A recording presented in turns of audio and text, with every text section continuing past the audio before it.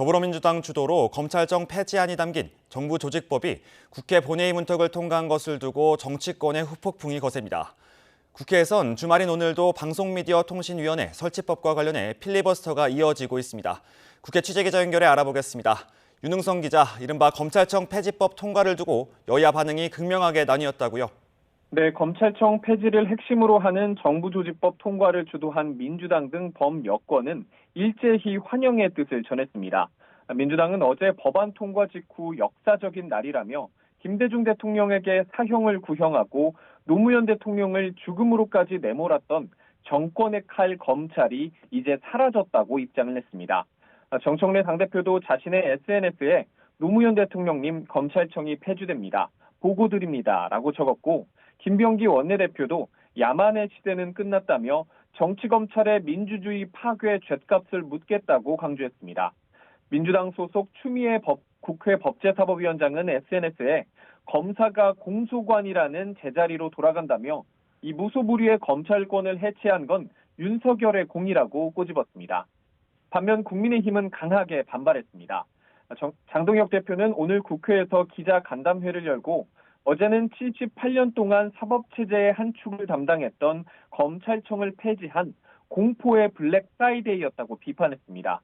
이어 정부 여당이 검찰청 폐지, 사법 파괴, 언론 파괴, 외교 실패 등 대한민국이 더 망가져야 하느냐며 이재명 대통령을 향해 정부조직법 거부권을 행사하라고 날을 세웠습니다. 법사위 소속 주진우 의원은 민주당이 입법 테러를 통해 수사 시스템을 무너뜨린 쿠데타 결행의 날이라고 직격했습니다. 네, 이런 가운데 오늘도 필리버스터가 진행되고 있다고요? 네, 방송통신위원회 폐지법이라고도 불리는 방송미디어통신위원회 설치법을 두고 어제부터 여야의 필리버스터, 즉 무제한 토론이 진행되고 있습니다. 첫 주자로 오른 국회 과방위 야당 간사 최형두 의원은 법안의 시급성 등을 인정하기 어렵다며 10시간 넘게 발언을 이어갔습니다. 두 번째 순서로 연단에 오른 민주당 이주희 의원은 윤석열 정권이 방통위를 악용해 언론을 장악하고 탄압해왔다며 법안 통과 필요성을 강조하면서 6시간 넘게 토론을 진행했고요. 현재는 국민의힘 김장겸 의원이 세 번째 주자로 올라와서 2시간 넘게 다시 반대 토론을 이어가고 있습니다.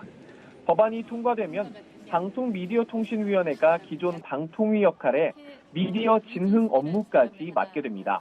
내년 8월까지가 임기였던 이진숙 방통위원장은 자동 면직 처리됩니다.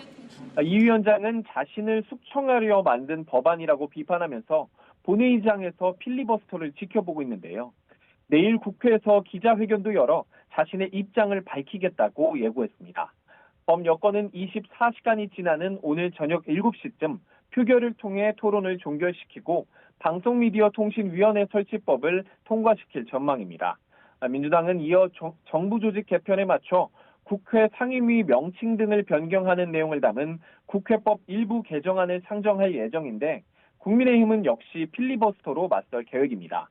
다시 24시간이 지나면 종결되고 통과되는 방식으로 오는 29일 국회에서의 증언감정법까지 쟁점 법안 4가지가 처리될 것으로 보입니다. 지금까지 국회에서 YTN 윤홍성입니다.